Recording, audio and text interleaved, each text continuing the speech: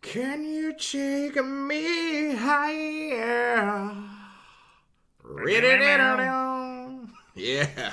Everybody knows that guitar part. To a place where blind man see. Dude, I'm seeing Scott Stapp live in concert in August. I'm not proud, but I've seen it's Fall gonna Out Boy, be. I think, in August. You are? Yeah, I got tickets. Wow. Really $20 post everything, and so like that's like post like the $60 ticket fees that usually get charged at a venue. They're like Ticketmaster and all that bullshit. $20. They're not great seats, but it's Fall Out Boy. And guess who's opening for them? Post Malone? Machine Gun Kelly. Oh shit! The Cleveland's bad boy. Cleveland's wannabe Eminem. Hey, dude, Machine Gun Kelly goes in. I was never a fan, so. Really? Okay, yeah, you might like him. I kind of been getting into the rap freestyle scene, and I will tell you, Machine Gun Kelly is pretty dope. But guess who is number one? And this will blow your mind. Like those clickbait articles. Number 7 will blow your mind. Is it that white kid from LA that can freestyle about everything? And I just saw him in a car commercial. Is that guy? Very well could be, but it's not. He is dope though. I think you. You know what I'm talking. His name is Joey. So Joey something. Oh, okay. So there's a few people like Joey Spumoni. Joey Spumoni. Is that like from Friends or something? It sounds like something from like Hey Arnold. Yeah. Dino Spumoni. Spumoni. Helga Pataki. So the number one MC in Hollywood, according to Sway's morning show, is Shia motherfucking LaBeouf. LaBeouf? The LaBeouf? Dude. Fuck with your kid, man. He's good as fuck. I just watched Furry the other day with him. I gotta say, man, I think you're pronouncing that incorrectly. Wasn't a super fan of it, honestly.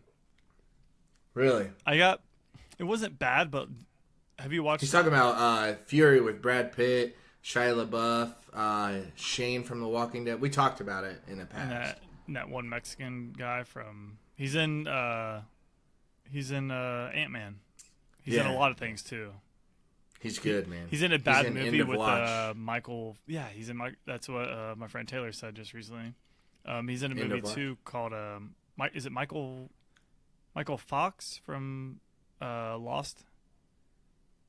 Michael Fox from Lost. Matthew Fox. Matthew Fox.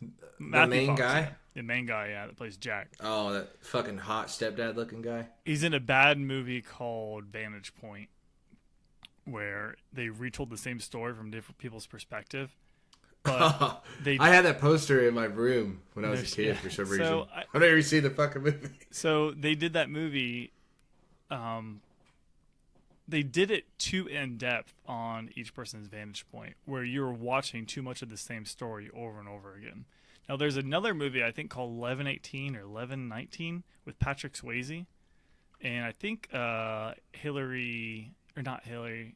Who's the girl from Million Dollar Baby? Who's the girl from what? Million Dollar Baby. Oh, Hillary Swank. Yeah, Hillary Swank. She's in it as well, I'm pretty sure. So this movie, I think, 1118 is what it's called.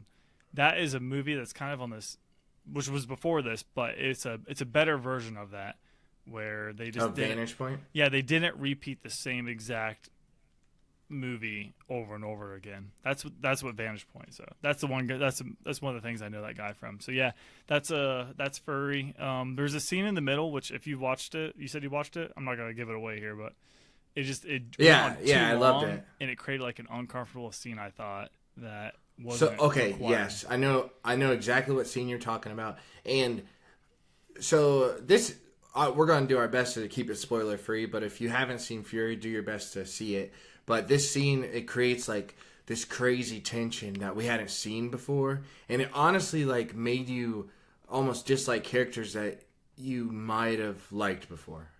It wasn't needed, and it kind of felt like they were trying to copy a scene from Saving Private Ryan with Vin Diesel a little bit. Okay. Not like to the T, but they were trying to show like this human I'm not super familiar with the movie, the Saving Private Ryan. So it put me off a little bit. It's not a bad movie. It's worth watching, I'd say. So you know what I thought was, well, one, I'm a giant fan of Brad Pitt, but what I thought was cool about that movie, like really good acting, and that was another movie where they didn't use a ton of dialogue. That was a ton of silence. Probably not Dunkirk level, I imagine, right? Dunkirk, no, not Dunkirk level for sure. No, but the bullets in that movie, are they about 5 words in that movie? In Dunkirk, 5 words? Okay, you blow my mind every time you talk about Dunkirk. That's crazy. It's about 5 to 10 words, I think, total in Dunkirk. They should have called that movie less than Castaway. A Quiet Place. Except not a Quiet Place, because it's actually a very loud. We talked about my earache during that movie. Yeah, very loud movie. But before I get too far away, the thing I was talking about in Fury was the bullets. They look like lasers, kind of. Yeah, I didn't. So they made note of tracer rounds in that? Right, yeah. So that's what I thought that was. Every 5th bullet is a tracer round. And maybe that's what actual war was like in World War II. But as a person that's didn't fight in World War II, that was, it threw me off a little bit. Because, like man. As one of the rare Americans that didn't fight in World War II. That's still alive today. That's still alive, I should say. It threw me off. Yeah, it did look like almost like a Star Wars Episode 7, that opening scene. Yeah, those fucking laser guns. It's just lasers all fucking over or Terminator, when they show what happens in the future with Kyle Reese. Yeah. That's crazy, man. I can't imagine that being accurate. But I don't know. If any of you listeners out there in my jelly want to talk about it, email us and tell us if these tracers are correct. Our buddy James, I feel like he would know, because he's got the logistics. My friend Clapp, he said he listened to an episode, so maybe he'll listen to this one. Who knows? But he's a big fan of the World Wars. Him and his father. He's got some memorabilia. They've been collecting over the course of decades, I think. Really, that's pretty cool. Have you seen their collection? No, I haven't seen it, but I did meet a lady that had a Nazi flag. That was I bought like a shoe, like a vintage shoe station, for like you've been to my house, like we've got like old furniture, or not furniture, but like old, like I guess like end tables and such. It's like a modern farm style. It's pretty yeah. I like what you're going for. So there's except for you spent $9 million on a couch. Yeah, it's a nice couch, but well, it is a badass couch. Hopefully Kenna does listen to it. I bought like a shoe stand, like a vintage or 1900s shoe stand, but the lady had a Nazi flag that apparently was taken down from a building in World War II, and she was trying to sell it on this Facebook group, and people got really upset with her because of it. That's so stupid. Oh, it's a part you can't ignore. It happened, right? That's just like deleting the N word out of Huckleberry Finn. Oh my god, is that the one? That's insane. Yeah. Okay, so let's learn from history. Yeah, one of those. Let's learn from history by deleting it ever happened. I mean, I feel like just because that shit sucks, we shouldn't fucking delete it. Especially that woman. She was just trying to make a buck. Because there's somebody out there that wants that. Yeah, fucking museum, for sure. I asked her how much she was selling it for, and it was more than... She was selling it for quite a bit. I think it was like $400. I was like, what a racist bitch, dude. You should have just kept saying that until she went down on the price. You racist. 100? All right, deal. Yeah. I guess you're getting a little bit less racist now. Yeah, I should have brought like a black friend or like a Jewish friend to haggler. Oh, dude, a Jewish friend? She would just have handed it to you. Look at this guy's nose. This man is Jewish. What are you drinking, Kodai? So I'm drinking some rum and coke here. I'm about to finish my last drink here a little bit. Take her home. Last one. Last drink. I'm about to crack this open right here. Ooh. This is my Dr. Who bottle opener, if you can hear it. Start me up! So Your this is buddy start me up, I'll never stop. I'm drinking a Great Lakes Chill Wave, which used to be. Wait, no, but oh my god, I just realized. So this was Chill Wave before. No, it was Alchemy Hour, is what it was. I think it was Alchemy Hour, and they had to change the name because of some sort of lawsuit. I think Alchemy Brewing Company. But the bottle cap on this is using the Ohio sign in my room, where it's the shape of Ohio, full of bottle caps. This was the last one that was different from all the rest that I've put inside my bottle cap thing. So As of today? As of today, yeah. Hell yeah! What is that? 50? Or how many are in there? I was actually thinking about counting it today. It's a lot. It took longer than I thought it would because so many people brew. So many breweries can now because I think just canning process has gotten cheaper. But also, and it doesn't affect beer taste too. Apparently, I think cans is actually the best version besides a keg of beer that you can have. It locks in the freshness better than anything else. You told me about that, yeah. But this was the and then a lot of places also use the same caps as well. Plain black caps for small brews is number one. I think it's just because like they don't have to pay money for special printing. They don't pay an artist for the customization. And, yeah. So it's just a plain black cap. It's probably just boxes and boxes or pallets and pallets and pallets of black caps. So a lot of stuff is just plain black, silver, or gold caps. A few places do. Bell's is actually really good on doing unique caps for their beers. But besides them, Bell's out of Michigan, Kalamazoo, Michigan. They make Oberon, which everybody would know is Oberon, like a second. Yeah. That's like a second to Blue Moon in popularity of that type of beer. I feel. Yeah, it's a pretty good beer. I did for my glasses, so give me a hot sec. Sorry.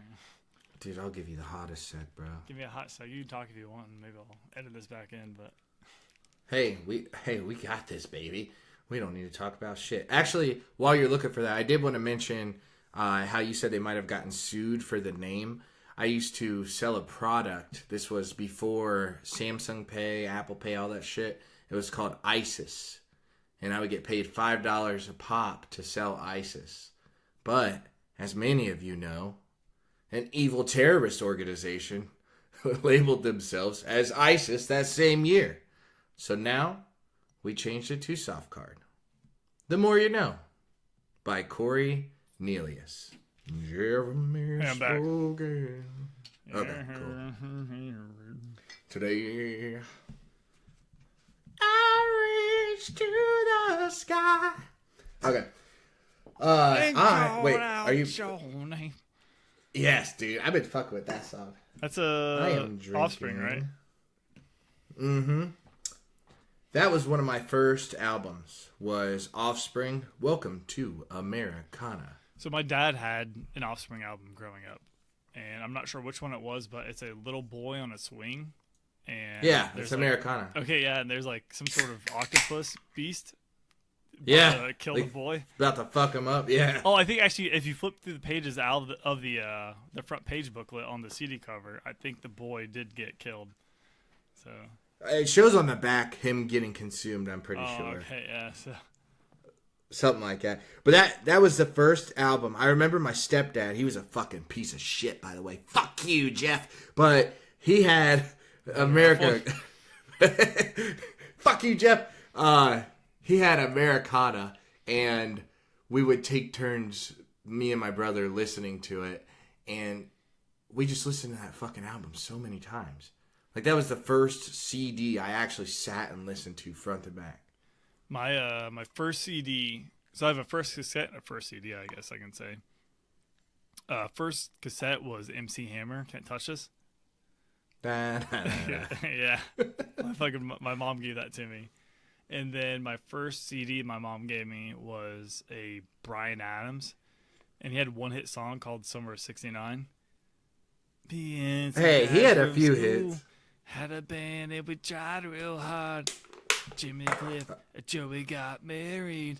Was the summer of '69. Yeah, fucking on your mother's dick. You told me it would last forever. Yeah, those were. It was close. It was pretty close. Yeah. So there's Those that. were the words. Those were pretty close to words. But then the first actual CDs we got our own was my mom got some sort of book in like 2000 and probably like 2001 maybe 2002. It was like 10 CDs for $1. Some sort of like promotional deal thing going on back in the day. It was those bullshit things through the mail. Well, this was legit. I think you had to buy it, and she had to cancel it right away. It was not legit. Yeah, no, well, exactly. Because we got it. So my brother got Linkin Park, Points of Authority, and I got... you like to think you're never wrong. I got Blink-182, Enema of the State. Wait, you guys got 10 records and that's all you guys got? No, me and my brother got those 2. My mom and I got the other 8. Damn. Blink-182, and I had that Blink-182 CD for, I think, until 2009, 2010-ish, where it was laying on the seat of my car, and I threw my backpack on it, and my backpack snapped it in half. Jesus. That was the end of it. So, goodbye Blink-182 from that point. Rest in peace, dude. But I ran into a Blink-182 song that I had previously forgotten about, but I have 2 favorite Blink-182 songs. First one is Not Now, their breakup song, which was beautiful. That's just a beautiful song. Sing that one for me. Not Now. So I'm not good at names of songs. I'm gonna admit right now, unless it's Kanye. Even then, some Kanye songs, I'm not sure.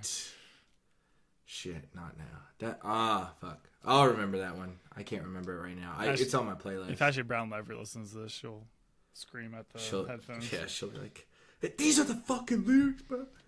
But the other one was Dumpweed.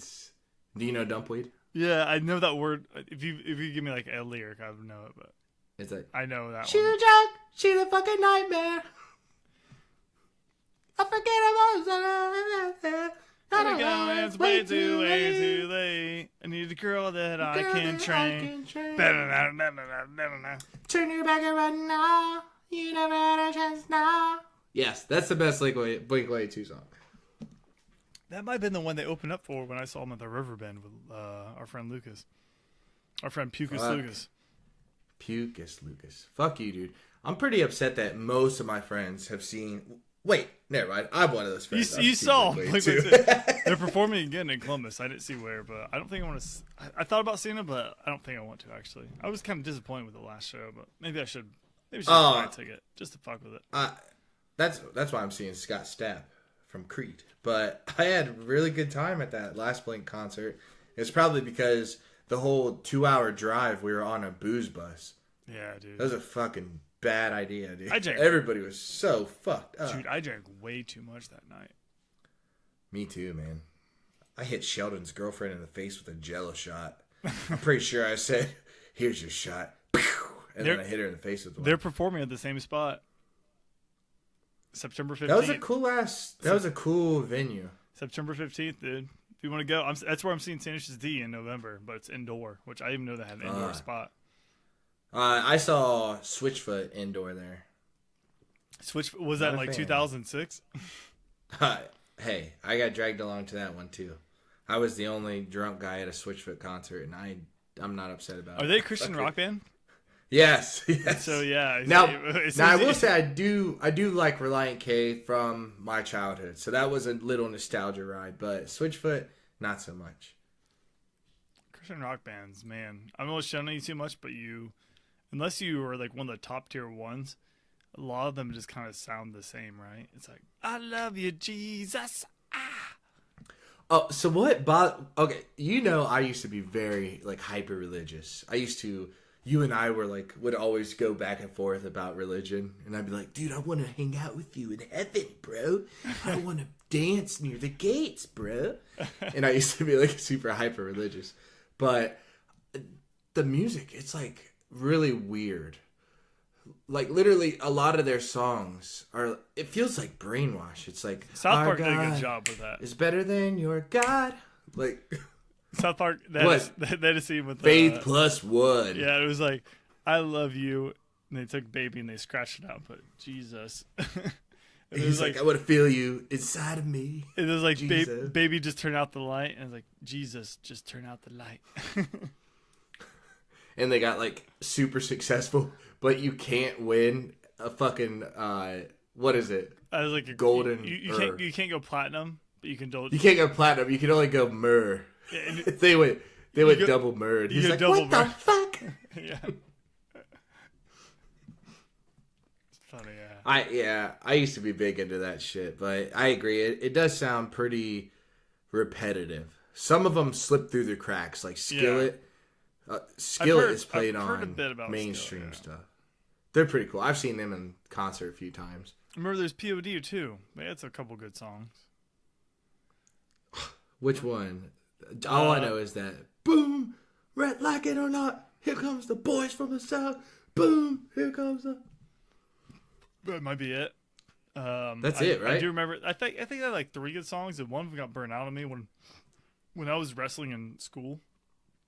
Back in the day, someone played it back to back to back. It's like repeat one song, and you can murder a song in fucking 3 plays, right?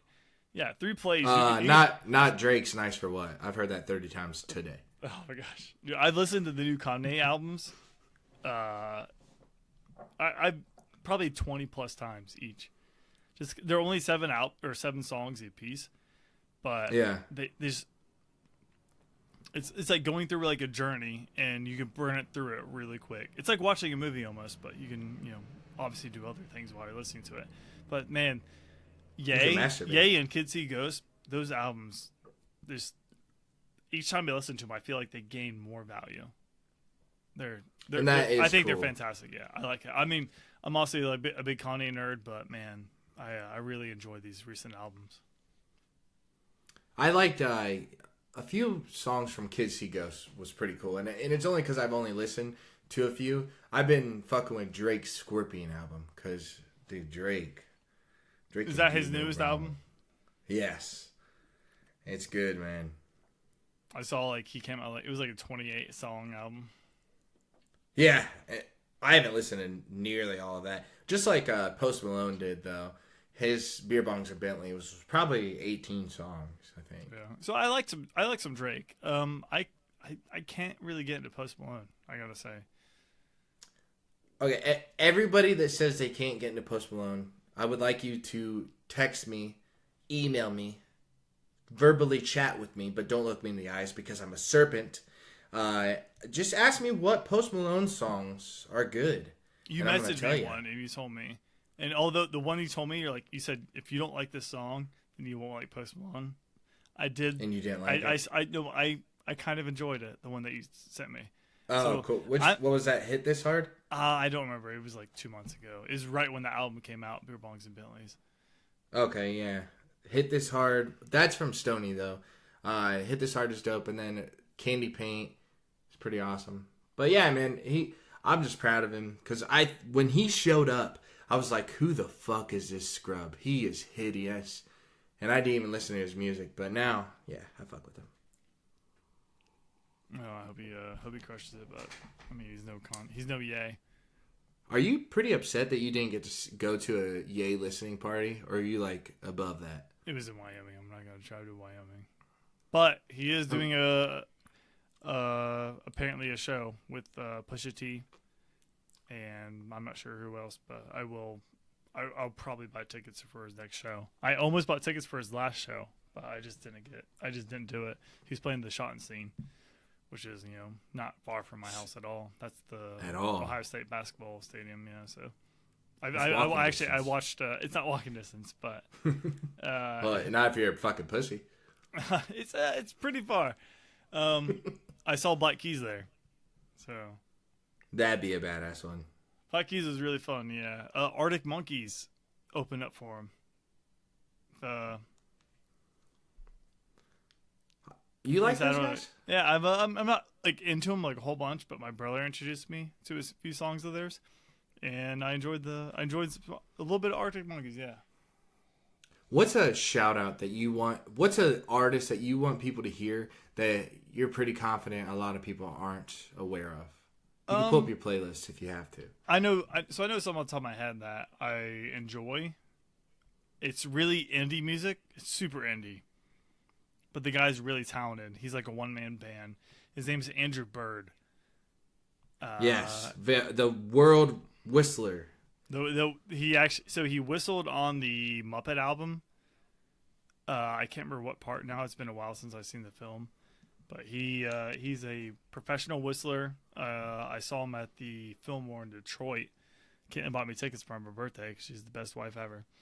And this was a long time ago too. Yeah, maybe 3-4 years, about 5 years ago actually, probably. Pre-marriage, so pre-marriage. Like it was really good show. If you're into sort of like indie hipster music, he's a good one. Good chance that no one knows he is. Also, there's a guy from Canada. His name is not Drake. His name is Brad Sucks.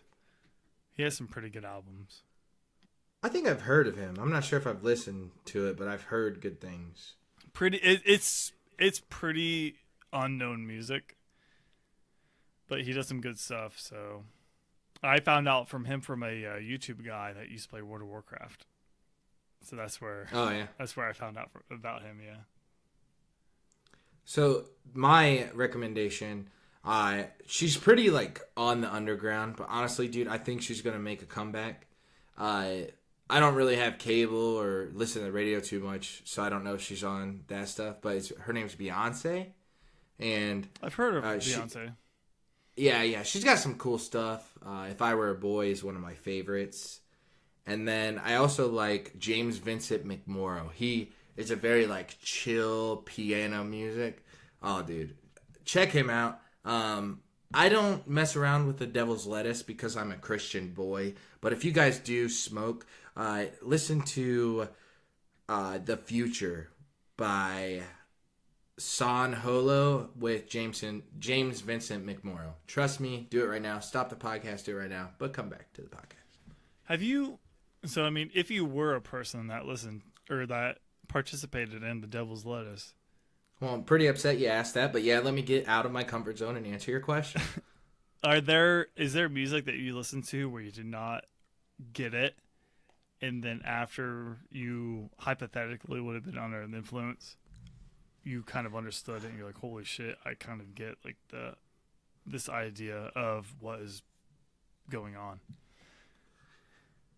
Oh, well, let me tell you here, kid. Every song's that way. No, I can imagine. Yeah, I know what you mean. I feel like once you're in like a focused mindset, like that's how I feel about Childish Gambino's "Awaken My Love." Everybody knows Redbone, but when you actually sit down and chill and like listen to that album, then you're like, all right, Gambino. Everybody's fucking with the kid. I say I've recently gotten into listening to entire albums versus listening to thanks to vinyl. Thanks to vinyl. I think vinyl was like a big push for me to listen to like the entire track. And there's some Kid Cudi songs. I've listened to Kid Cudi, Man on the Moon a lot. I've actually barely listened to any of his other music. And there's some Pink Floyd albums where I've listened to where I was under the influence, and you don't get some songs or transition until you're experiencing that, and you're like, holy shit, literally I listened to Man on the Moon dozens of times, and I did some songs I would skip over because I was like, why the fuck is this here? And then if you're under the you kind of get it, and you're like, holy shit. I understand it. Yeah, like this is. I understand why this is here and why it was placed there. And exactly, it's how like how I could benefit from it. It's pretty cool. It's pretty great. But yeah, like what song do you recommend? Mine was when they did that, or the Pink Floyd album where they did it live out in that Stonehenge place. Yeah, people will know what I'm talking about. So that was very cool from Pink Floyd. There's a couple things I Wish You Were Here, where I was like, man, like it seems like a little bit much.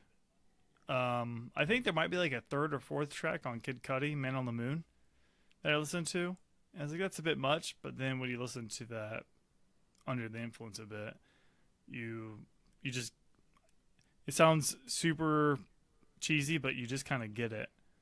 Yeah, you let your fucking guard down. You can actually hear what they're trying to convey. I think that's cool. So I do have 2 recommendations. Well, you don't know the song you're referring to, Cody? No, I don't. Okay, well, just listen to that whole album. Erase Me by Cuddy's cool, too. Check that out. But my 2 recommendations are both by Florence and the Machine.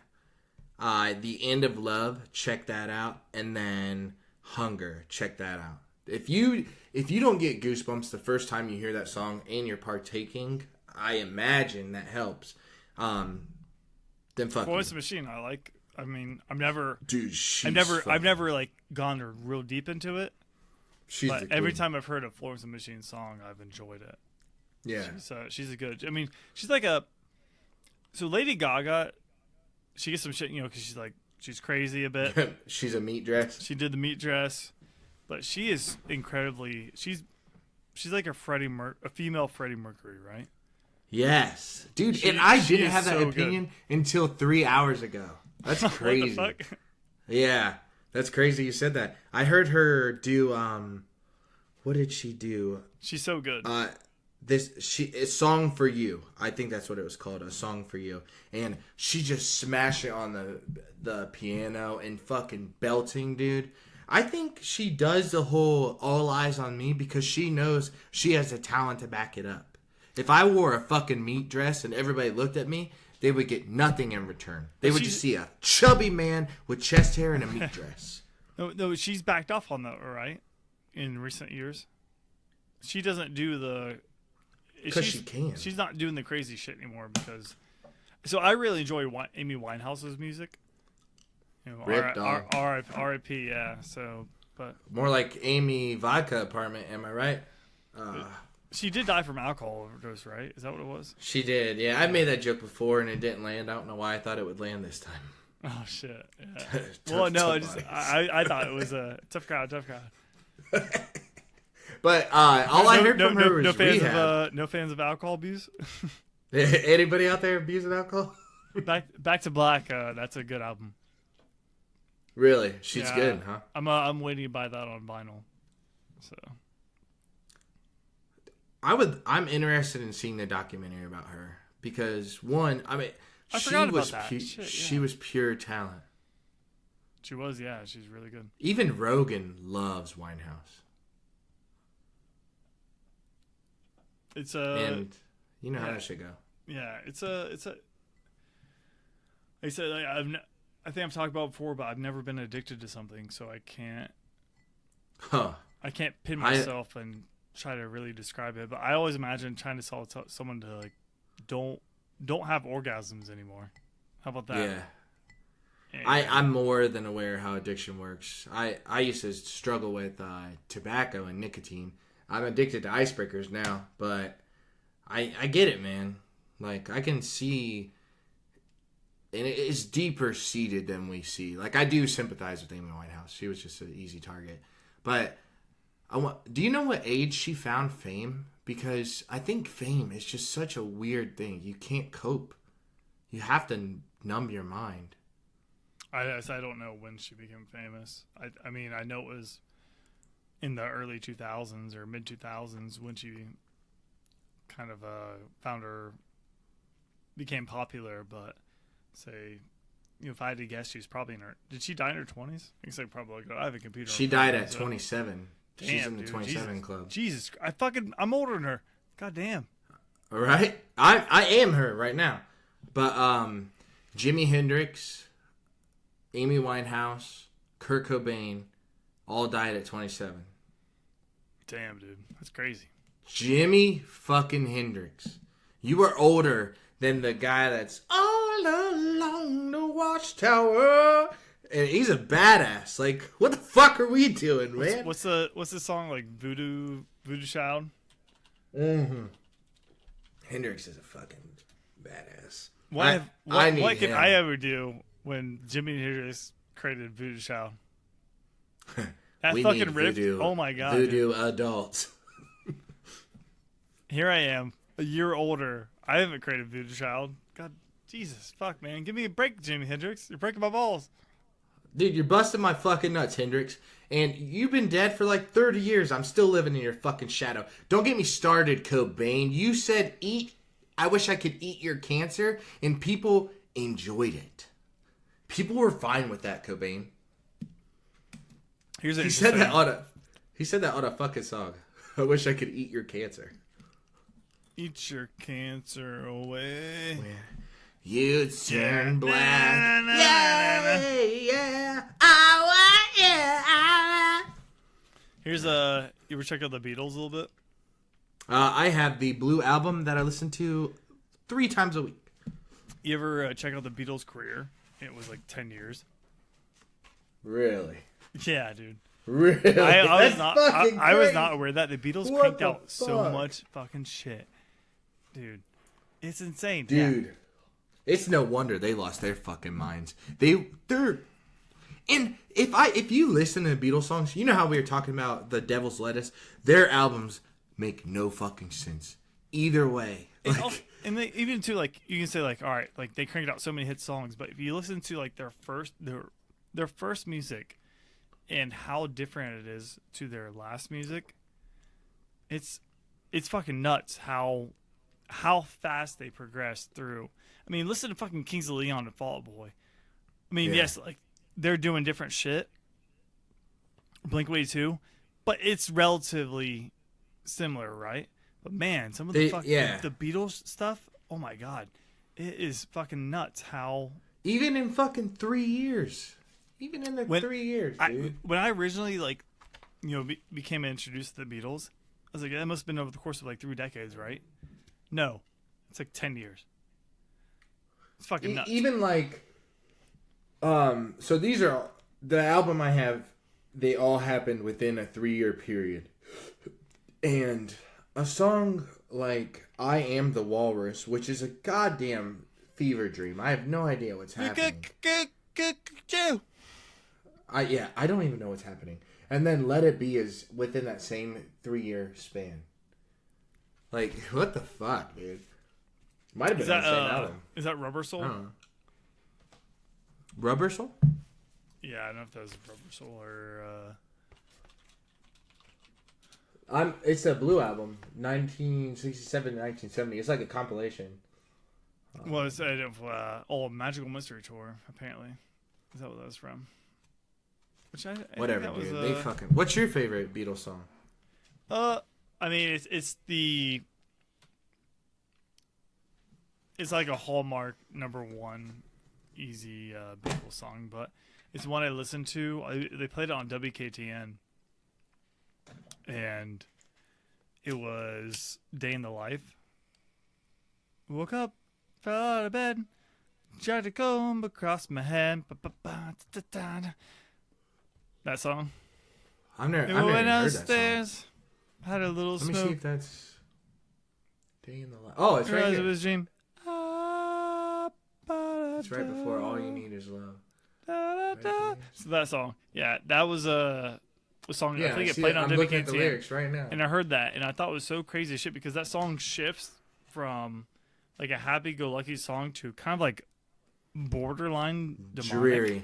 Yeah. Oh, demonic. Yeah, almost like that shit freaks me the almost fuck like out. Borderline demonic, and then it shifts back from that to happy-go-lucky song, and I think it does that. Like, I think there might be like 2 shifts, two total shifts. Like it's like up, then down, and then I think up down.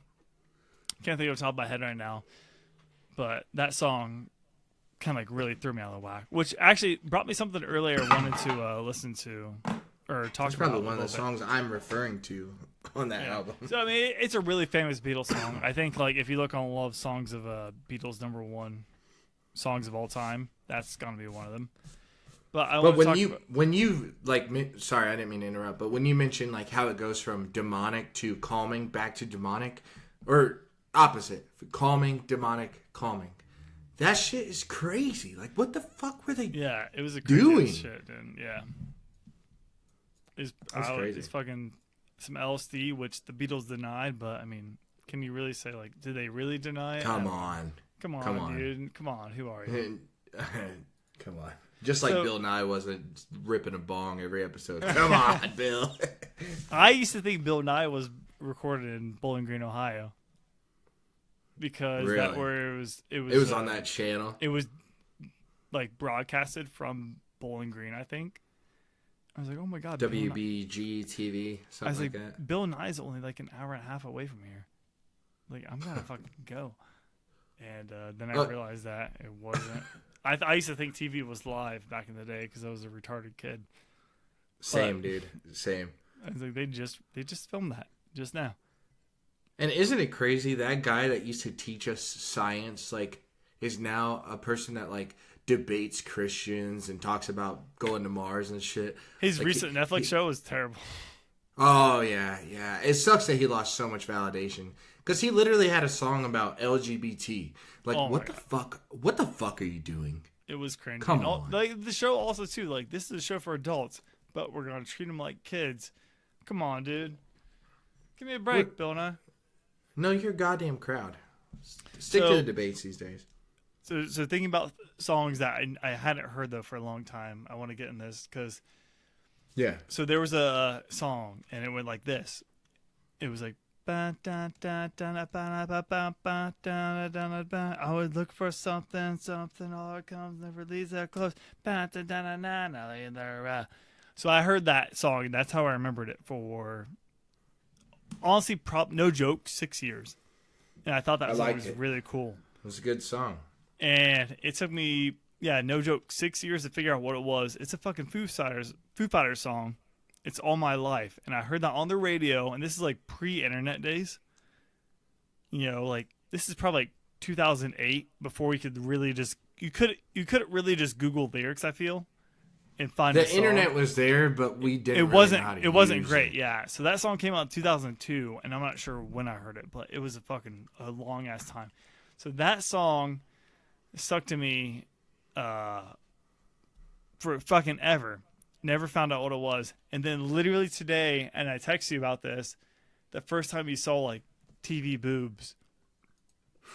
I just found this out today, and I'm so happy that I found out what it was. But so this is like, I used to live in the country a little bit. And this is probably shortly after 9/11. It's like 2002, 2003. And I'm watching a show, or my dad has the TV on, and he's watching this thing, and it's Frank Sinatra's "It Was a Good Day," where he's like, "When I was 17." Ba-da-ba-da-da-da, ba-da-da-da-da. Wait, Cody, where'd you go? Frank Sinatra's ghost took over the chat. And then he gives the things like, "When I was 21." So during this scene, it goes from, and I've been looking at this for years because I thought it was in a movie, but I found out it's not a movie. It's actually an episode of The Sopranos, and it's an intro to that. And it goes from literally a woman or not a woman, but I think it's a man in a rehabilitation center to a girl with fake tits getting fucked on her back, and her tits are bouncing. And I remember my mom yelling at my dad about it because my brother and I think my sister as well, were in the room watching it. He's like, "I didn't have a chance to fucking click it." And really, like, it's like one phase frame. It's not even a hard cut. It's like a blurred frame between the two, where it's like literally chick on her back, fake tits, getting fucked. And he's like, "I didn't have a chance to cancel it." And I watched it, and so took me like decades. Like, I looked this up like 3 years ago, and I could not find out what it was. I knew the song because I knew like When I Was 17, and I found out that was Frank Sinatra. Dude, it fucking stamped that into your brain, man. That's crazy. That's why I'm into big ass titties now. Hey, welcome to the goddamn club, buddy. Twice my years later, I was probably 10, almost 3 times my years later. Still at a big giant tits. Here I am. You said you saw it at about 10? That was the first time? It's probably about 10. It was shortly after 9/11. It might have been 11. Might have been 11. Might have been, possibly could have been 12. It was whenever The Sopranos was airing, but I guess if you looked up the air date on the episode of Frank Sinatra, Sopranos, giant ass tits.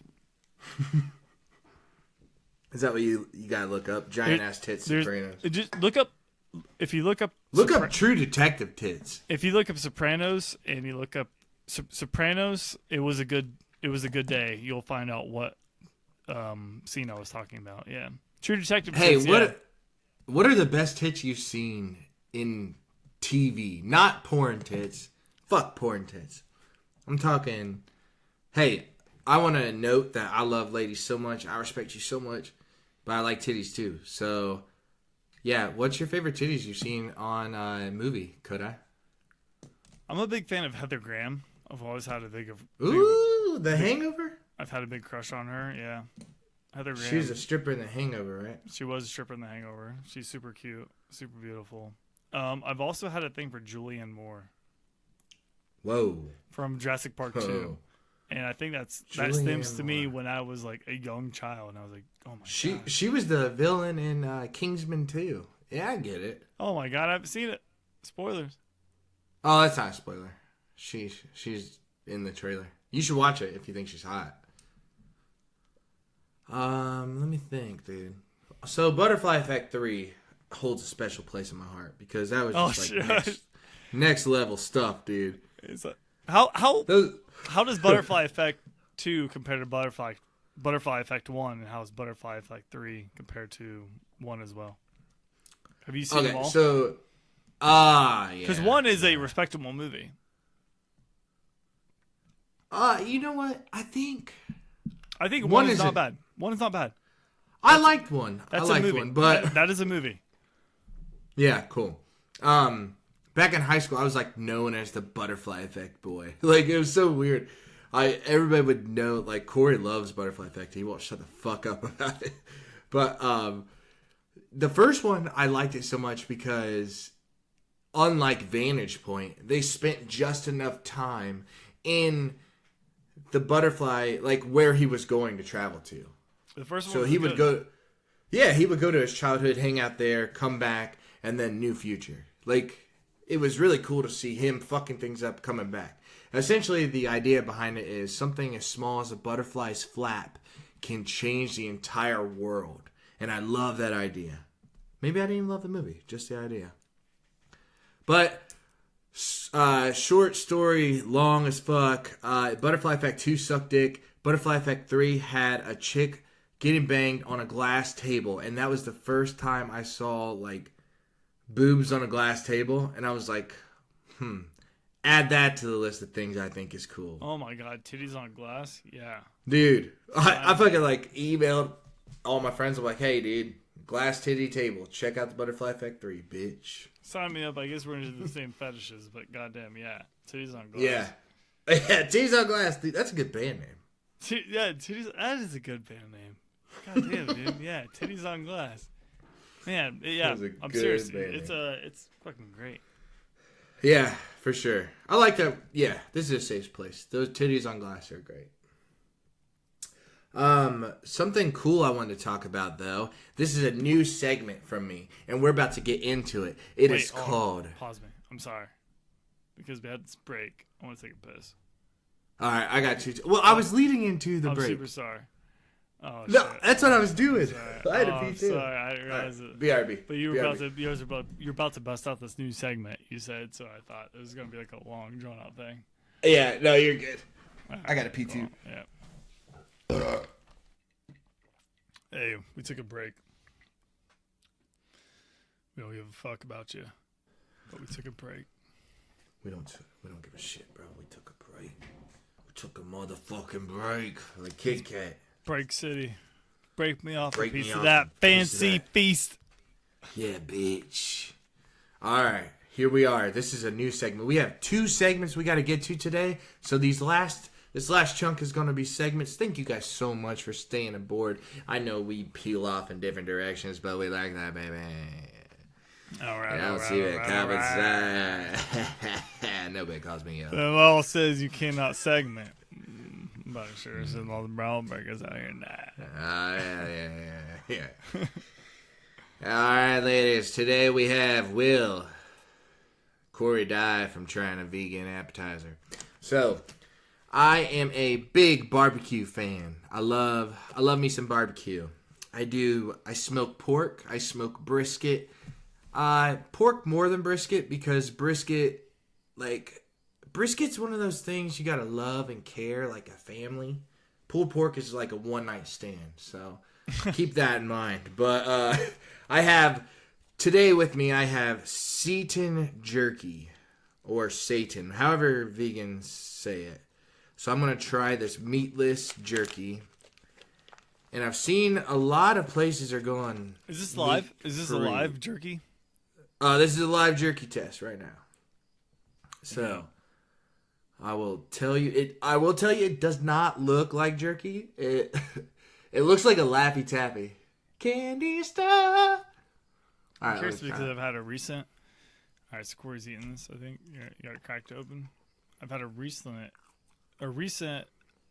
meatless meat burger patty recently.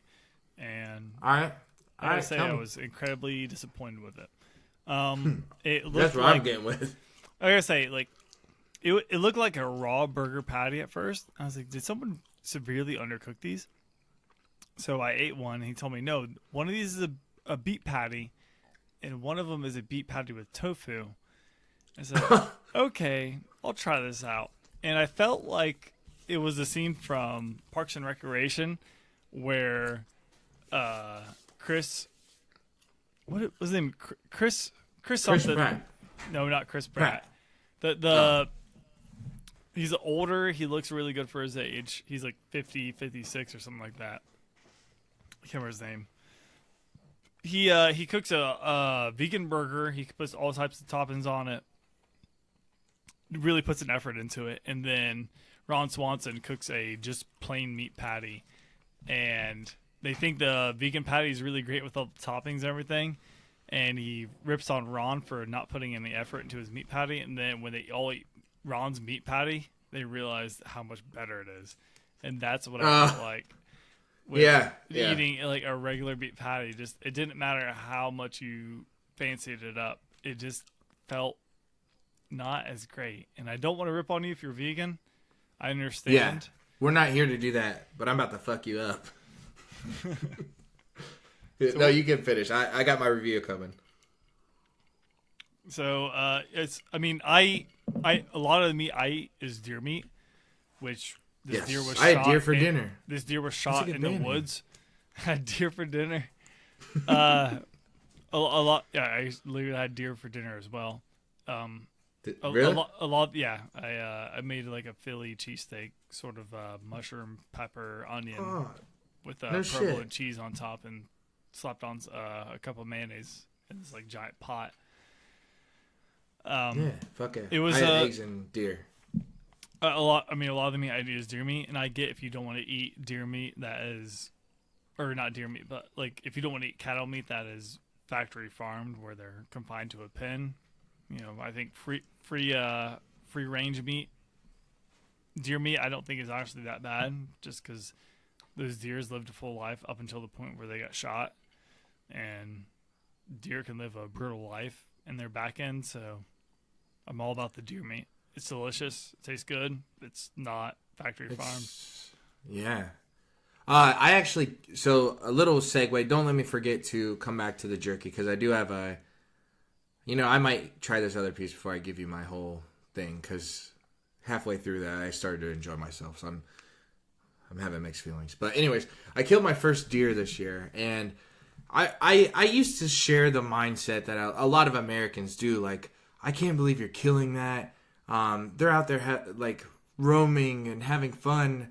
But the alternative is getting a burger where their lifestyle is a little bit worse. And I don't want to get like political or anything, but that's just like how I felt.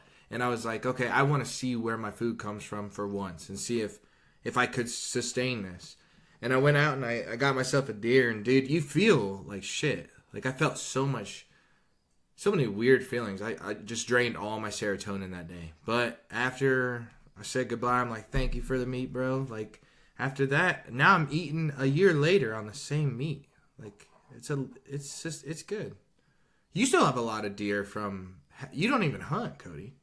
I try. I don't get really to go out hunting as much as I would like, just because I live in Columbus, so there's not really hunting in Columbus. And the access I do have to hunting is with my cunting. I think I said cunting. The access I do have a hunting is with my my not quite stepdad, who is the best man I could ever know. He's a fantastic guy, but it's in cool. Kenton, and it's further away.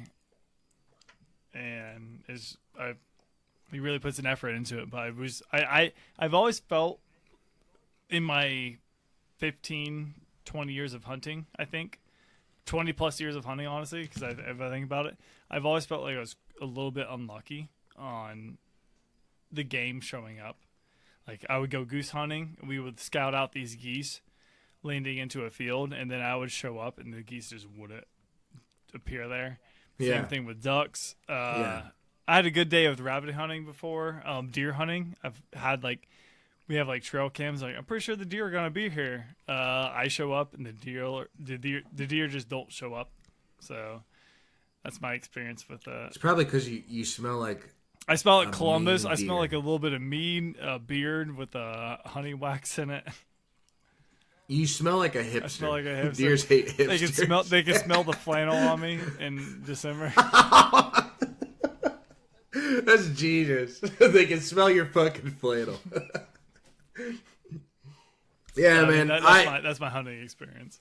Yeah, that's cool. I can relate to that. And guys out there, guys and ladies, I just want to let you know, if you see people that constantly have like big, impressive animals all the time, every hunting season, they lucky. might be going to like resorts. No, like, I don't know.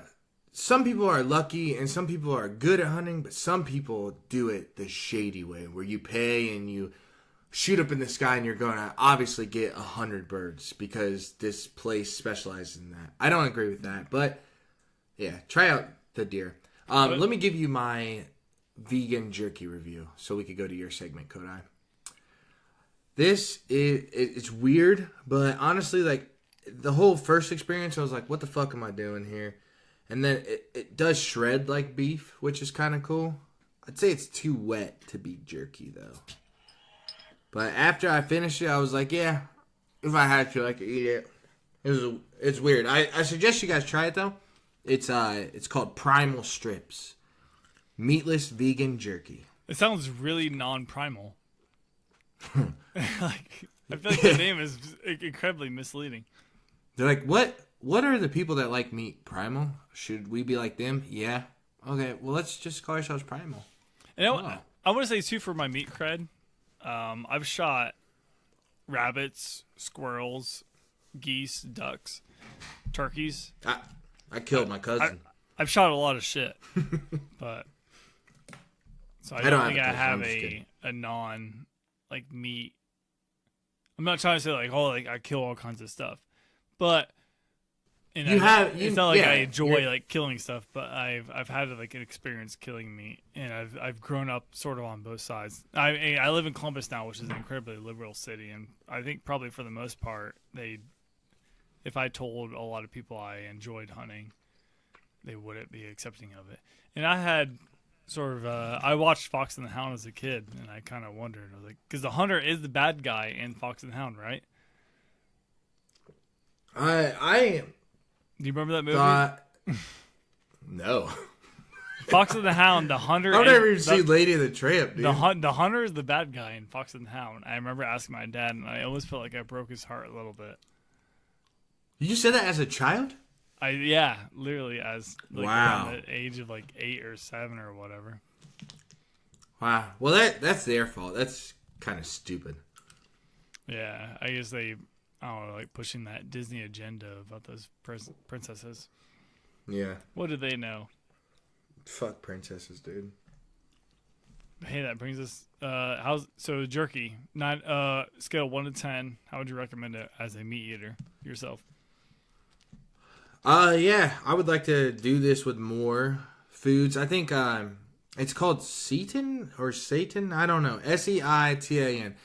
I would like to try stuff like this more, but like in like a hot burger maybe, because I do like Boca burgers. Boca burgers are cool. Morningstar corn dogs I fuck with.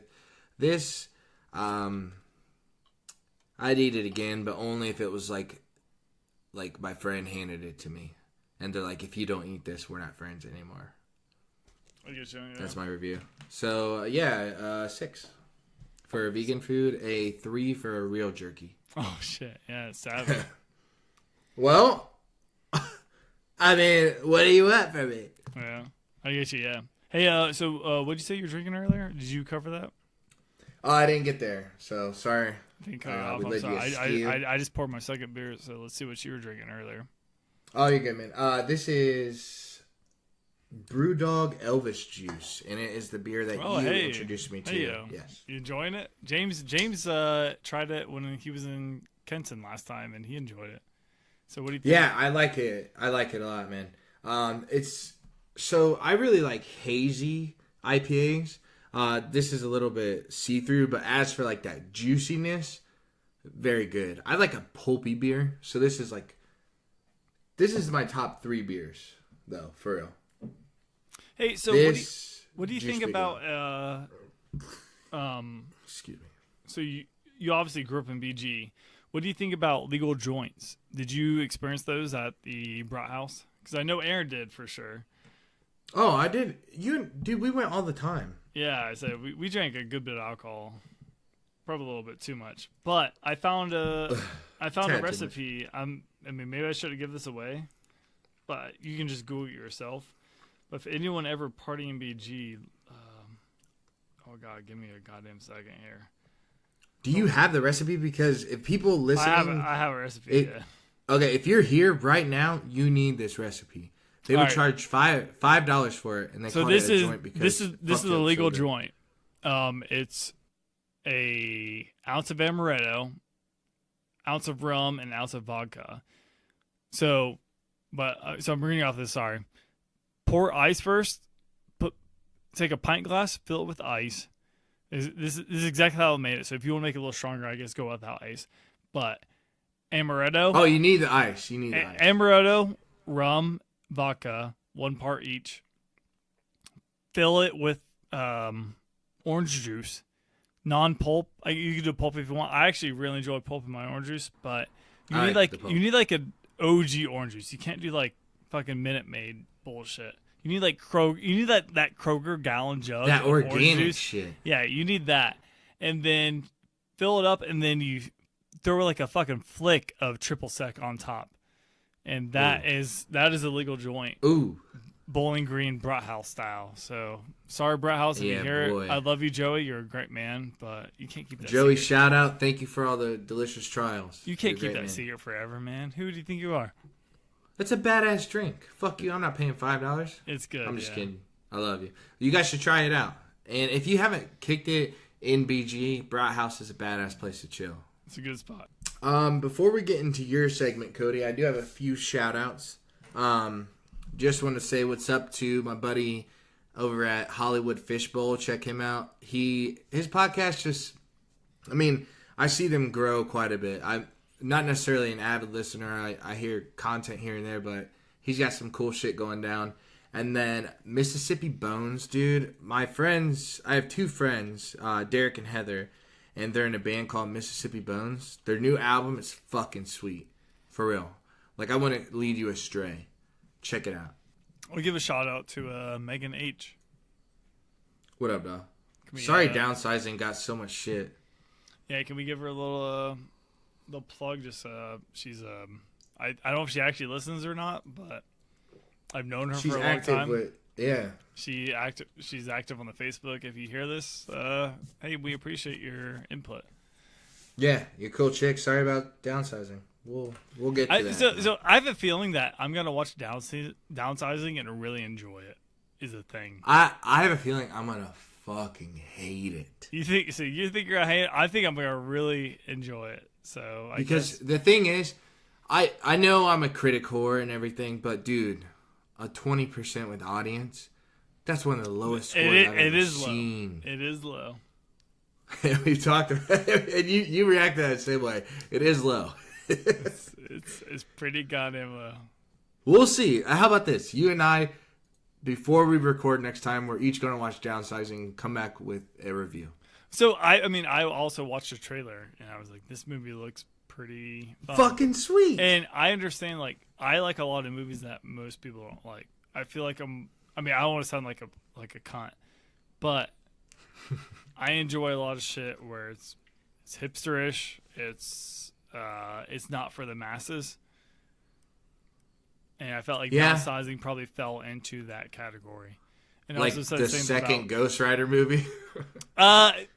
So, do you still feel that way? I haven't watched it since.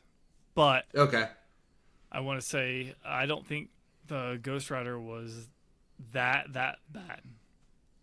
Okay, that's fair. I'm not saying it fucks with your credibility. I have movies I'm like that too. I mean, I went on a 3-minute tangent about the butterfly effect like a half hour ago. So it's not good, but it's not. The second one I kind of understood. So some of the scenes that seemed really silly with God, what is his name now? Who is that? What are you talking about? Who? The National Treasure. Oh, Nick Cage. Yeah. So the Nick Cage movies. I get what he was. Who is that guy? I get what he was doing for the second movie, and so the first movie was really bad. The second movie, I kind of get it a little bit. Hey, it wasn't good, but quote me on this. I want this to be on air. Okay. 2 things. Daniel Tosh is going to go down as one of the best comedians of all time, and the second thing. Everybody's about to fuck with Nick Cage, man. He is making a comeback, and he is going to be dope. His old shit, I mean, whatever. But he's got a new horror movie out that looks like it's going to fucking change the game like Devil's Candy. I saw that trailer, yeah.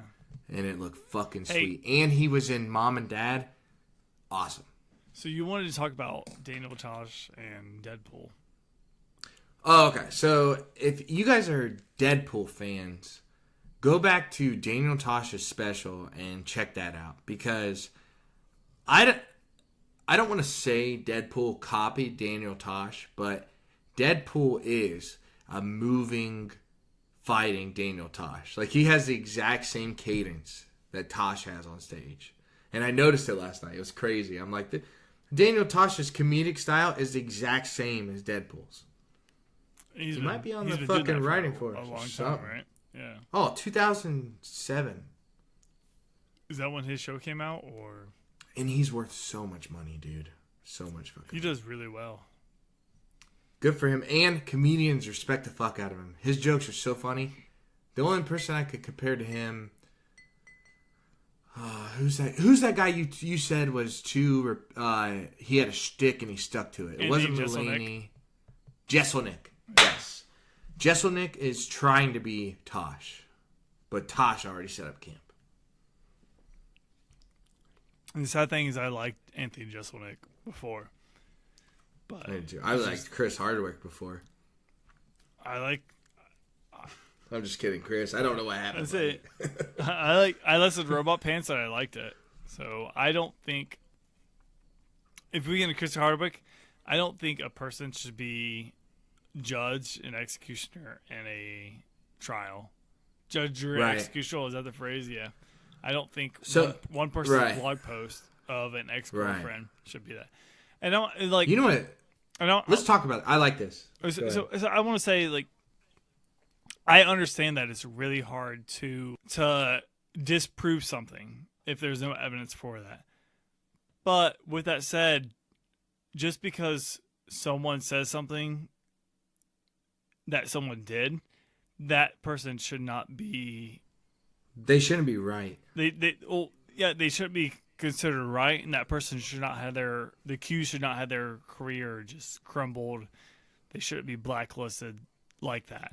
Because... Because, let's wait innocent until proven guilty. Yeah. Now that should stand... That should stand with... Yeah, and that should stand with social media. That should stand what gender you are. Now, if this man did do the things that were alleged against him, then get him the fuck out of Hollywood. But don't ruin his career because somebody said something and you just jumped on, you know? And so like I said, like I understand it's hard to disprove something that, you know, you might not exactly have evidence for. But man, like the guy, I would say like he didn't have any accusations before that, and he's married now, and he to a different seems woman. genuine. And I know him, you know. I listen to his podcast. Yeah. I feel like I know him. He doesn't have any accusations after that. So I would say, you know, there's a good chance maybe that's, you know, maybe this isn't the full truth to everything. But it could be completely wrong. I won't say that. But well, read his apology and see what you feel I saw it. I mean, he even promoted, he put forth some tweets or a tweet of a text message conversation saying that she wanted to get back with him. Yeah, you know, exactly. I mean, if that's true, I mean, you could say it's just as fake, possibly as even her text message. There's no validity to either of them. But I mean, I guess if you put in context of what everything is, you know, he could be completely innocent, and you know, maybe he's a piece of shit, but I'm leaning toward innocent at this point. Right, and that's just based on what we've received. So everybody decide what you feel, and then if he's a piece of shit, then get him the fuck out. That's what we both feel, though. And I'm not a big fan of his. Just put in context of that as well. I've listened to his podcast before. Now, if this was Joe, we'd be a little aggressive. Yeah, I've listened to Joe a lot more than Chris Hardwick. But I'd say Joe's almost like a father figure to both of us. Like he's kind of shaped how I do shit.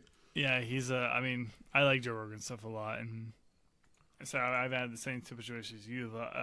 When I started listening to Joe Rogan, I was kind of, you know, missing a father figure. Yeah, same. And I've been in that too. So yeah, and I showed it to my brother, and he loves it just as much. I think it was a cool thing, dude. So yeah, you guys should. If you're not listening to Rogan, you should check it out. I'm gonna go see him in September, so that should be pretty fucking cool. If you want to hang out, hit me up. I'm gonna say I didn't buy tickets, but fuck it. I'm down with chilling. I think I'm going to a hotel. Yeah, dude. I mean, don't buy a hotel. Oh yeah, I'll come kick it with you. Cool. I'll drive you. Cool. It's not that far a drive. All right. Well, you should try and get tickets anyways. I'm going to take a quick break. I'm going to grab a beer right quick.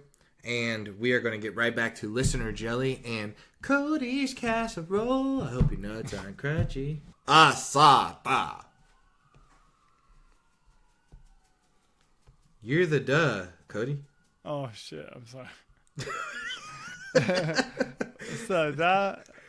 Oh, I saw that. Hey, how'd you all kids like Magic Mike? Because I guess some people a little bit too much for him. Also, I think about this. Don't. Hey, yeah, it kept some of our fans away, right? If you watch a movie that has like a sexual preference towards it, like, just don't worry about that. It's a movie. Dude, honestly, if you're that afraid of your sexuality being flipped to the other side, then maybe you need to see the movie. For real. It's a really great movie. I wasn't nervous about it. I am fully ready to embrace whatever turns me on. That's what I'm going to chase after. So I beg you all to do the same. And I will say it's not male strippers, thank God. Because those are hard to come by. It's a great movie. So, yeah, it doesn't deserve any type of like hate. It was a lower listened to episode. So I feel like you guys might be I don't know, being a little hesitant. Check it out, boys. You know daddies won't lead you astray. We got your back. Try it out. All right. I'm going to bring us into the segment here. I hope you guys like Vegan Treat with Cornelius. Okay. Welcome to Listener Jelly. This is the new song that we have been working on for countless hours. And by countless, I mean about a half hour. Listener Jelly, yeah. I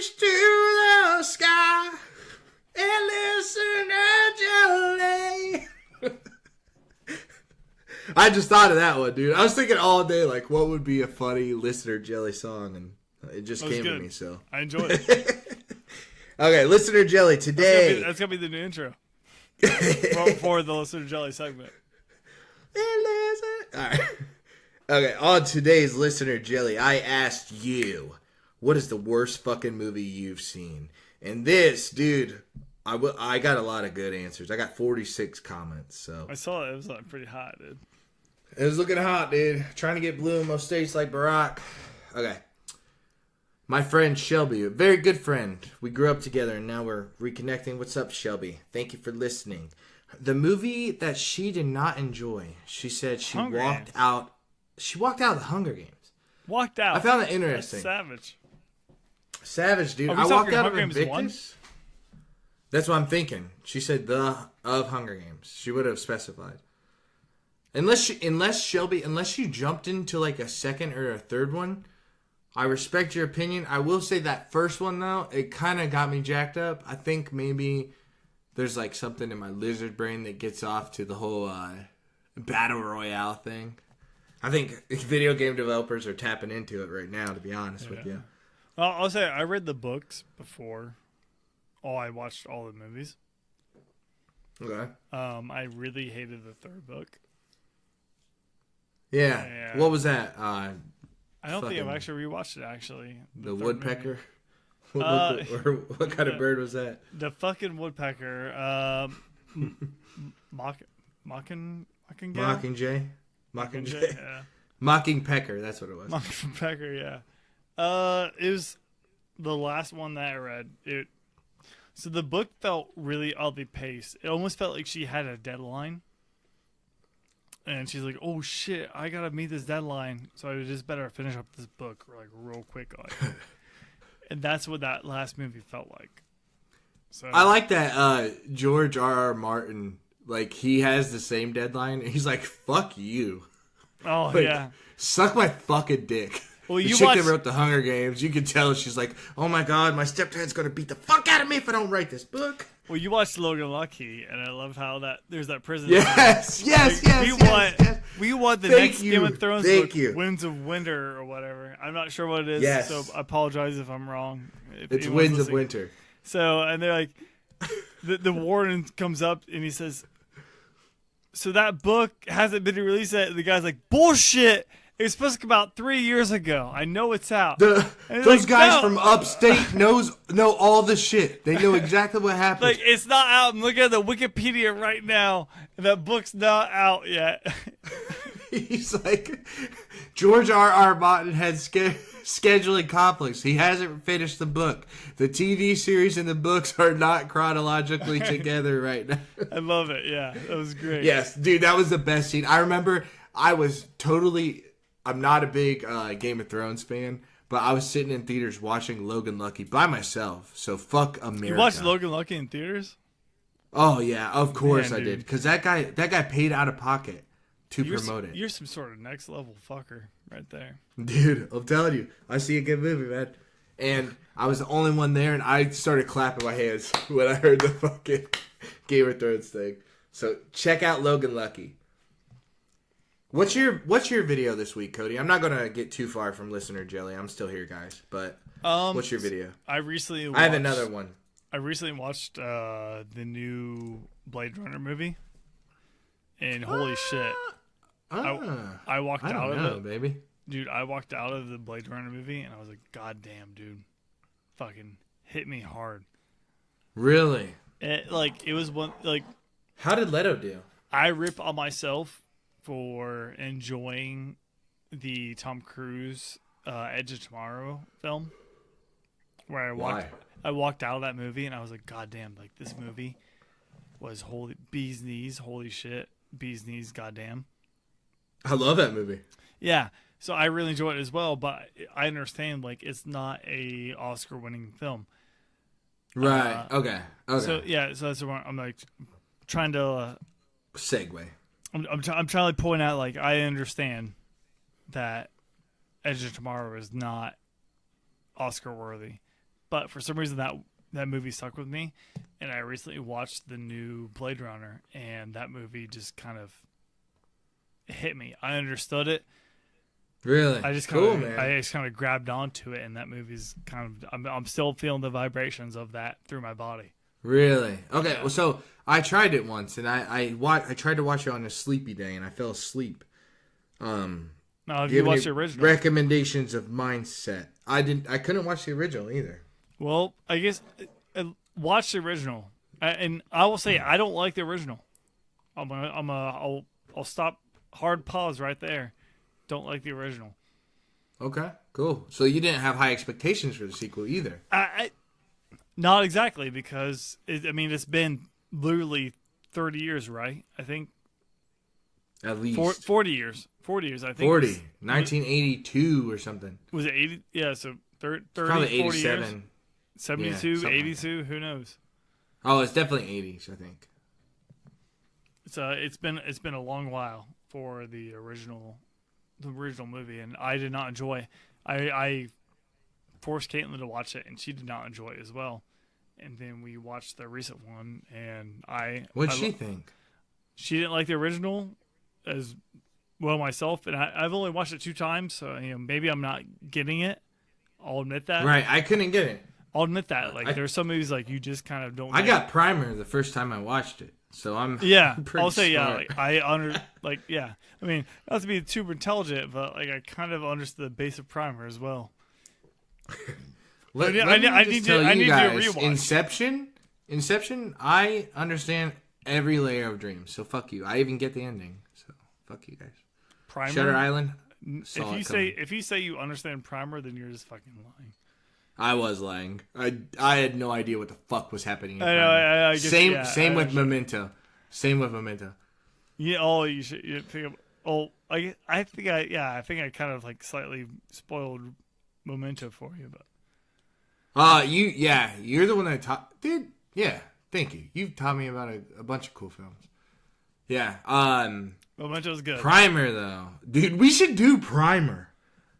No one knows that movie is. That I don't care. That is on our fucking bucket list. If you're listening right now, once we get some success. If you're listening, listen to Primer. It's a crazy ass movie. Check it out. It's not. That's on our bucket list. Remind us. It's fans. definitely not like for everyone, but that movie will throw your fucking gears into a wrench. It's weird, man. All right, let me get back to some listener jelly. I still got another half hour with you here. Okay. Oh shit, that's about 1 o'clock. Okay. Downsizing. Downsizing got a lot of beef. Our buddy James from the Fast and the Furious episode said downsizing, worst thing I've ever seen, hands down. So he also says the trailer was taken from the one good scene. I haven't seen it, so I can't quite respond. Yeah, so I don't want any spoilers or anything, but this is kind of... I can understand where you're coming from, James. Like, obviously, 80% of the audience hated it. So, Megan, you're in the 20%, and that's cool. Like, it has bad ratings. It does have bad ratings. I feel like if I watch this movie, I'm going to really enjoy it. Yeah. But, so Cody and I have decided that we're not going to do an episode on downsizing, but we will watch it and come back with our review here soon for you guys. Yeah, so... Yeah. So next Sorry, time. Megan. So next time, Sorry. Megan, but I hope we redeem it. And I did have a guest of ours. His name was Ethan. He mentioned that he loved Wet Hot American Summer. He does want a redemption and to defend himself. So maybe we'll ask Megan and Ethan directly how they would defend that film. We appreciate our next one. We appreciate your comment. Yeah, absolutely. Thank you so much for writing in, guys. Our next one is Brett. He's a good friend of the podcast. He's been there since day one. What's up, Brett? He said, it's a hard question, obviously. A few that come to his mind is the Phantom Menace, which, holler if you hear me, everybody feels that way. And then Warcraft movie, which is against what you've told me in the past, Cody. So Warcraft movie, this could be because I walked in with such low expectations. And because he went in with Brett went in with high. He did mention that.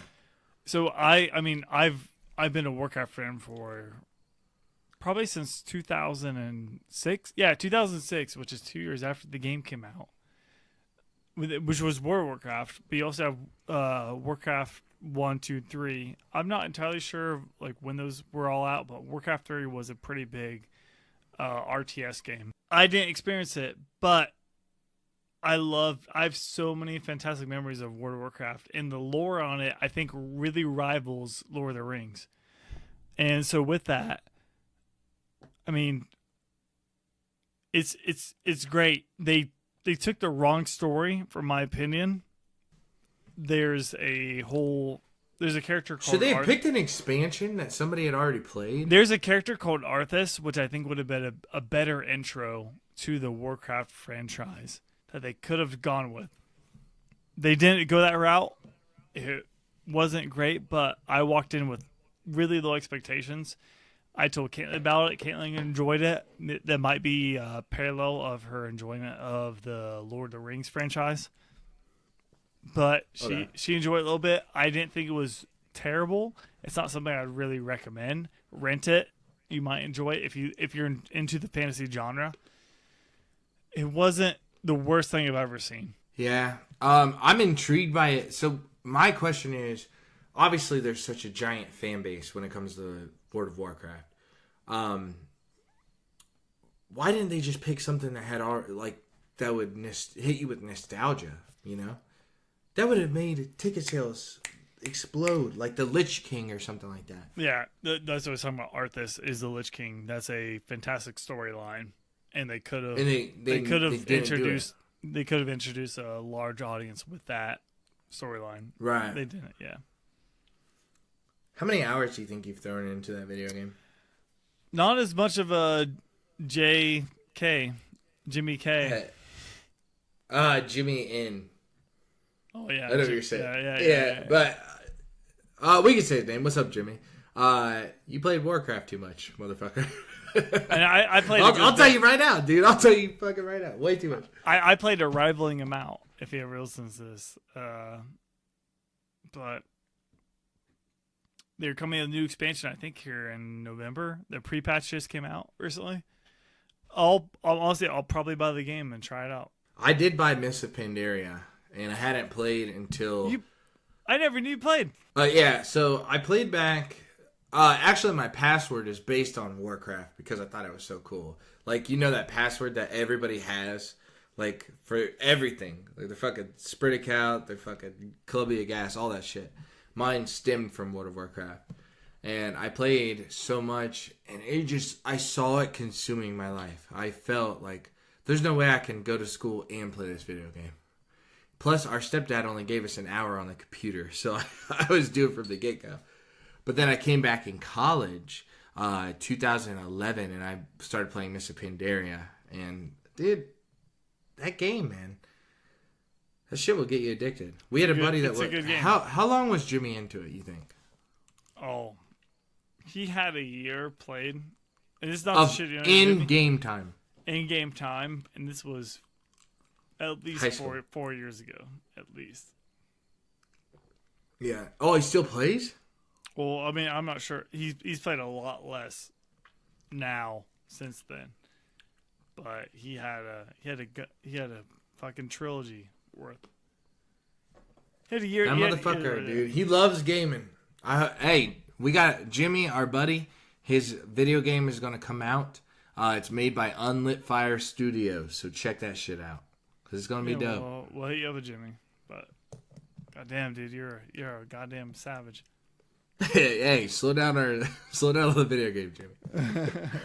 I feel like I'm getting that way when it comes to Fortnite, man. Like, I know some days I am so fine with sitting in front of my TV and just letting that game eat me alive, but I like tell Google to remind me when to get off because it's so addicting. It's like, Google, at 1 o'clock, tell me to do something dope, you know? I've been playing Realm Royale.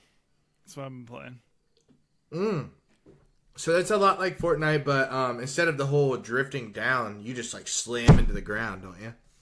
Slam into the ground. There's no building. You shoot some stupid fantasies type of guns. You hate building, don't you? I mean, I've never experienced it, so I can't say I hate it. Oh, you never even played, dude. Never played the Fortnite, dude. Never Oh, ever touched dude. it. Never. I don't even have it installed. Oh, it's free, motherfucker. I mean, I remember when it came out, and our friend Ethan. It's so fucking fun. Told me, But he's I like, will check say, out this new game, and they have a Royale type. Who told you about it? Ethan. Ethan told me about it. Yeah, this was before it even got popular. This is before it got popular. He was like, check this out. I was like, nah, dude, I'm good to go. He was like in Back to the Future. He was like the guy that held his phone to the stage when Marty was playing. He's like, dude, check this out. He was like the guy with the almanac, and he was like, hey, like, you won't believe who wins the Cubs are gonna come back, fucking 4-1. Dude, hey, I got the answer to PUBG versus Fortnite. Do you want to know the answer? It'll make you millions. What's the answer? It's Fortnite. Oh shit, Fortnite all day. They won. They won. It is true, yeah. PUBG, they just they couldn't, dude. If they you're could not making get the the best server game, stability. yeah. If you're making the best game ever, you better make sure it fucking works. Because Fortnite swooped in and they're like, well, PUBG's not doing it. Let's do it. And now we got a winner. I agree. Yeah, 100%. Yeah, that's really fucked up. They had like a great. Dorsey feels the same way. They had a great sort of gun balance. Yeah. But just if your game doesn't run well, then what's the point of that? You can't play a game that's not fucking running. Like my buddy would tell me. Well, me and my buddies would play Fortnite for like 4 to 5 hours. My friend that was playing PUBG, he just kept saying, dude, you don't understand. Every game I get kicked out and then I have to rejoin the game. Like, you're gonna lose. PC has not been as bad, so can't quite say. That's cool. I'm not passionate enough about it to like bury PUBG, I will say. Yeah. But I've had a lot more fun playing Ramble Royale recently. Right. Well, and that's Battle Royale too. So let's see what's next. I am excited. I don't know if we have a lot more time, but Cody and I will talk about the expanse of virtual reality. That should be cool too. Another person wrote in and said the movie they recommend is Troll 2, which everybody should know about this movie. It is the second most infamous movie now. I would say it's the first, but then the Room, where they made the Disaster Artist out of, that movie came up way faster than Troll 2. You heard about all that, right, Cody? Yeah, I will say I'm not familiar with Troll 2, but I'm aware of it. I understand what it is. But I've never watched it. Okay. I need to. Dude, so we have a buddy, Paul. Everybody knows Paul is the sweetest pea in the pod, okay? I love this kid. But dude, he fucking hates Troll 2, man. I watched Troll 2 with him, and he's like, dude, this acting is so shitty. What the fuck are we watching? And I'm like, Paul, you gotta like it because it's a shitty movie. And he's not down with the shitty movie thing. He fucking hates that movie. Paul's the biggest savage. Dude, he doesn't give a shit.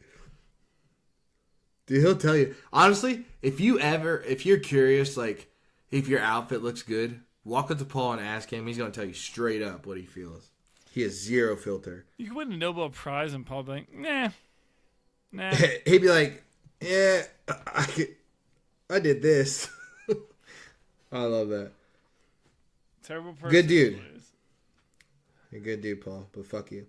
So yeah, Troll 2. Troll 2 was super weird, man. It had like really shitty acting, but it's one of those movies that kind of broke through, and people go and actually sit as like a whole community and watch the movie with how shitty it is.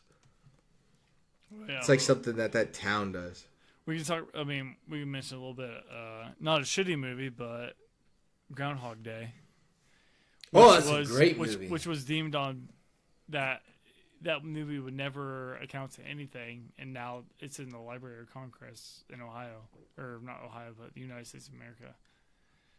And they for what? You said it's in the Congress? It's in the Library of Congress for just being an important film, I think. Really? Yeah. I love that fucking movie. Oh shit! Cracking that bitch open. This is Arizona sparkling water. So much water. So much sparkling. Are you having another beer, Cody? No, I better not, honestly. I better not either. Okay, cool. I could. So, yeah. The next movie. I'm only going to pick one of your movies, Nacho. Thank you for writing in so much. A couple of his honorable mentions, Dumb and Dumberer and Justin to Kelly. But the movie... Oh, Exorcist 2. Yeah, thank you for all these picks. Thank you so much. That's very cool of you. But the number one movie I want to talk about that he talked about, because it might not be popular opinion, is A Quiet Place. Now, Cody, did you see that movie? No, but I plan on, like, tomorrow. I really want to watch it. Okay, cool. So, A Quiet Place is one of those movies that did, like, smashed in the critics and everything. It got amazing reviews, but I'm hearing, like, talks of the town that people didn't like it. And it's one of those movies, it's a different experience. So I will tell you guys, don't hate the movie, but just think like, oh, I've never done this at a movie theater before. Think of it that way, and you're going to like it a lot more. So thank you, Nacho, for writing in. I will say, I could kind of see why you thought it was so shitty, but like on paper, it just sounds so cool. So kind of try and rewatch it with the mindset I just gave you. So yes, Quiet Place. Thank you, Nacho. Dumb and Dumberer 2 sucked fucking dick as well. So don't ever watch that. Yeah, I heard Don't watch that movie. I'm telling you. Unless you could watch it and you can guarantee none of the proceeds will go to Jim Carrey. Oh my god, dude. So I was so disappointed in Jim Carrey. Okay. My brother said Tom Hardy was in Locke. L-O-C-K-E. He did not like the film because he's in the car the whole time. But my brother is the number one Tom Hardy fan on earth. So if a movie sucks that has Tom Hardy in it, he would be the person to tell you. So do not watch Locke. Thank you, Mackenzie. My mother, she says Frogs is just the worst. I've never seen it, but I did look it up. It is a 1932 movie, and it got like a 3.3 to 4, which is really bad for an IMDb review. And I will check it out, Mom, but I gotta say, I'm gonna throw a little shade at you here, Madre. She loves the Greasy Strangler. And, dude, I will say, if you have not seen that fucking movie, watch it. I wanted so hard to like it, Mom. I swear to God, dude, it's gross as fuck. The Greasy Strangler? Oh, my God, dude. It's like, there's like scene. It's one of honestly, dude, the movie is meant to gross you out. It's like, it's almost meant to try to make you puke. And it's like a fat dude is really awkward. Like more awkward than Napoleon Dynamite times 30. And his dad is this like super serial killer, but he doesn't remember doing it. He's called the Greasy Strangler. And throughout the movie, he just keeps eating more greasy stuff. He makes like a shit ton of bacon grease in a pan and puts it on something, and then he eats all the grease. He's like, "Isn't that greasy enough for ya? Kid? You fucking pussy? You bullshit artist?" Dude, it's the weirdest shit I've ever seen. Anybody that's seen it will connect to what I just said. Was it directed by Rob Zombie? Is this what it's weirder than Rob Zombie. He's not good, right? Can we agree, I guess? Yeah. Let's talk about it. I don't want to talk about it, but I just want to say he's not that great. We don't gotta talk about it. I will say like a light thing on that. He does like because it's a big statement from our podcast. He does gross stuff, but he's in the shock factor. I don't like stuff that's that real, you know? Like it's cool to see that shit in action, but he makes it like too real. He wants to like fuck with your head. Fuck him. That's what I've gotten from Rob Zombie, at least. Am I incorrect with that? No, I get you. All right, cool. But yes, I don't fuck with Rob Zombie. I just say I never fucked with them just because never felt that connection. It's gross. Derek, one of our buddies, Derek, said Hump Day. Do you know what that is, Cody? I'm not sure what that is exactly. Okay, let me take a peek real quick. Sorry if it's like a super popular movie, because I should know about it, but let me take a peek. Hump Day. If it's a rom-com and you're fucking with me, Derek, I'll be pissed, because you know Daddy likes his rom-coms. Hump Day. Closing time. Sorry about the burp, guys. Cody, were you Googling it too? Because I can't find it. See if you can Google the film, because I'm just not getting enough internet up in my room with the call. I got a country fucking house, dude.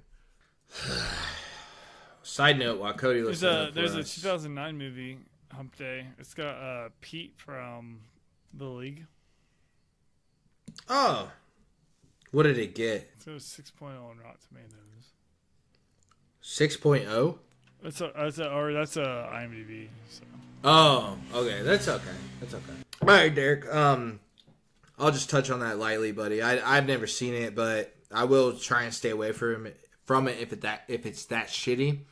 It's got a 79 critic, 51 audience. 79 critics? Yeah, 79 critic. Ooh, Derek, I don't know. Put that on the list of second. Ooh, that's a new segment. It's called Second Chances. Megan, your movie gets a second chance. That is Downsizing. And Derek, yours gets a second chance because you're on the opposing team and you hated the movie. Hump Day gets a second chance. Cool. Thank you guys for writing in. And third, which is a buddy of mine. He was a firefighter with me, and he's a military dude. He's a very, very cool guy. His name's Bam Bam. He said Napoleon Dynamite. He said movie is straight up stupid. I get it, man. I get people that didn't like it. I was very young when this movie came out. This guy's he's got about 20 years on us, but I don't know, dude. I thought it was kind of a cool director's take, but I can definitely see why people wouldn't like it. How'd you feel about it? I've never enjoyed it as well. So cool, yeah. I agree. Not a lot of people did. I get what it's going for, but it wasn't the cult classic that a lot of movies have adapted or obtained. The movie's just kind of weird, out of place. I do have a friend out there that is on my team. A girl I went to school with, Shelby. She still listens to the podcast. What's up, Shelby? Again, back where we're from, Napoleon Dynamite hit our school like a goddamn virus, man. Going like a freight train, just go like a yesterday. Wait, it was more like waking the demon. Ball with the ball, bang, dig it. Chop the bucket. Chuck the boogie. But back where we went to school, Napoleon Dynamite was very popular, and people would wear T-shirts and do like impressions of him. So yeah, I don't know. It might have been like a per district kind of thing. I don't love it. I haven't seen it in 15, 20 years. So yeah, thanks for writing in, Bam Bam. All right, guys, welcome back. That was a short intermission.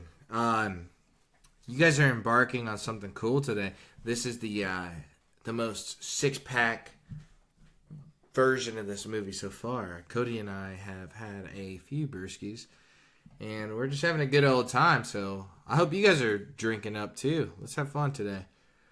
Not every day though. Slow her down there, Turbo.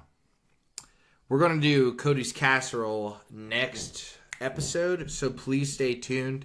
Any parting words from you, Cody? Nah. Listen to the show. we're thinking about changing the format a little bit with the movies. So I guess let us know if you enjoy when we post this episode. Let us know if you enjoy we're planning on doing a shorter version of the film, or we're planning on doing a more audiobook version of the film, which we're kind of like half and half with the audience. So hit us up, let us know what you want. How about that? Yeah, that's very important. If you guys don't want the podcast to change, please write in and kind of stand for what you believe in there. And then if you guys do want that little aspect to change because you're a big fan of the other side, let us know. The most important thing to us right now is the people listening right now is super awesome that you guys are staying around and kicking it. So we fucking appreciate the shit out of you. We're very excited. We're coming up on 6 months here, and it's just been a fucking hell of a time. So give us a review on iTunes, and please continue communicating. Thank you so much, and I'll catch you on the other side, Slick.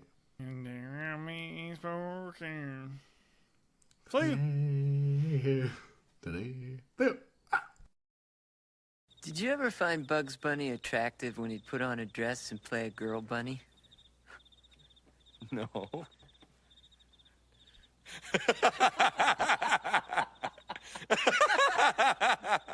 No. Neither did I. I was just asking.